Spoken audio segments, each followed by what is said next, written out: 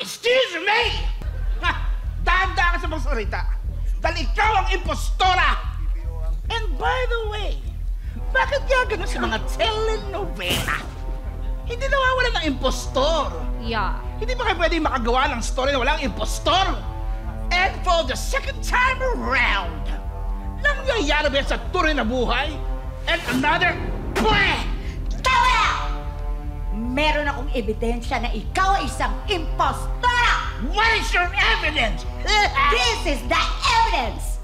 Tingnan mo yung itsura mo! At itsura niya! Ang layo! Huh? What? Can I see? O, di ba? Well, parang may tama ka dyan, ha? Pero sandali lang! Hindi ko pa rin ibibigay sa'yo si Amponyeta! Dahil ako ang nag-alala mula nung maliit siya! Talaga!